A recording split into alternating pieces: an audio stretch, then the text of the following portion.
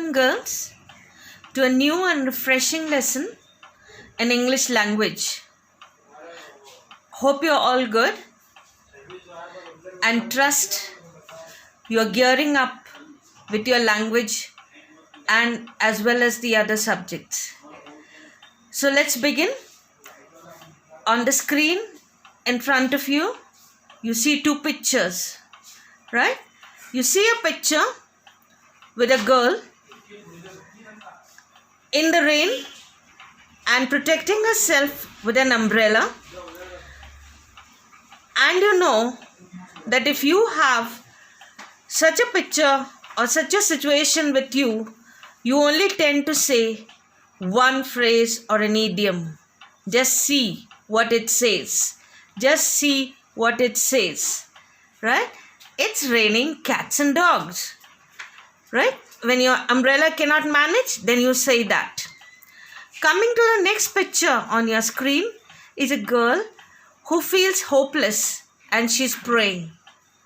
And she's praying for hope.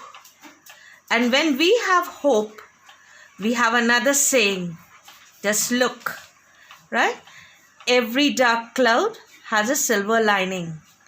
Well, girls, these are called, what are these called? Idioms.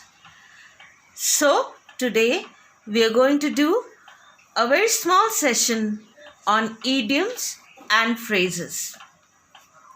Right? Idioms and phrases. So, girls, English is a very interesting or a fascinating language. Right? It is a colorful language full of expression. Right? But girls, you very well know that English is the second language that we learn. And it is not our mother tongue.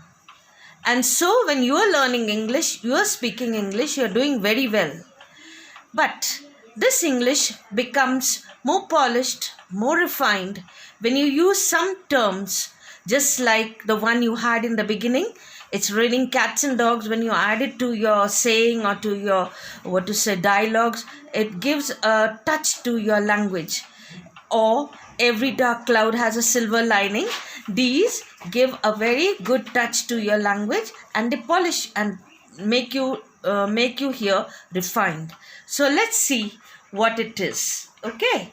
So idioms, right? Idioms are a collection of words or phrases which have a figurative meaning that is grammatically not correct, but they have a meaning. Right? They have a figurative meaning, means just like figures in maths, but then they are grammatically not correct. But we use them, right, to add life and color to our language. And people who write poems, people who write books, they often use these words to make the poems and lessons more and more interesting. Right? So here are some very common idioms which you must have heard. See, penny for your thoughts, beat around the bush, yes, then burn the midnight oil. I'm sure you have heard all these and you use them. Judge a book by its cover, takes two to tango, kill two birds with one stone, a piece of cake, whole 9 yards, a dime a dozen. Yes, bite off more than you can chew. Well, girls, these are some idioms, right? They do have specific meanings, but they do not mean what we speak or what is written. They have a different meaning. Okay, just like one I'll explain you. Penny for your thoughts means asking someone what is on their mind. And beating around the bush means trying to avoid a subject or a person or a situation. And this applies to most of you. Burn the midnight oil means when you study hard for your exams late into the night. Okay? So these are some of the idioms that you often use and you must use to make your English more creative and more beautiful. Okay? Now, phrases, as you know, are a small group of words that are like a unit. It's one phrase. These are a part of a bigger sentence or a clause. Phrases, unlike idioms, they're actually direct and to the point. They do not have figurative or calculative meanings.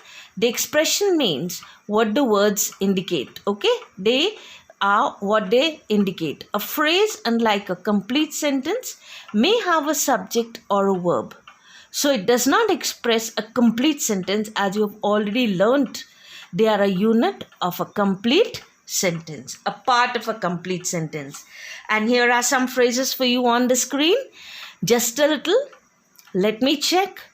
More than that. Not yet. I think it tastes good. I know. I don't like it. They are very famous. From time to time, be careful. Okay, these are some of the phrases that you often use, right? And make your language more beautiful. So here are some solved questions for you. Choose the option that best describe the underlined idiom, right? You have an idiom that's underlined, get a handle. Yes, get a handle means get a handle on how things run in this part of the world. And there are options. Teach himself, right? Develop an understanding of, or write it down, or explain it to someone. The explanation for this is, the correct option is B. Develop an understanding of means get a handle on, means to understand and comprehend something or some situation. So in the context of the sentence, the person will need to understand how things work in this part of the world. Okay.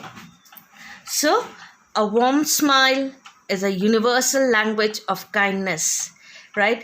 With this, I will like to end this session. And here again, we use a phrase as well as an idiom, a warm smile. Yes, a warm smile. So I hope you'll smile nicely with warmth in your heart. You cannot feel the warmth, but you can sense it and feel it. So a warm smile is a universal language of kindness.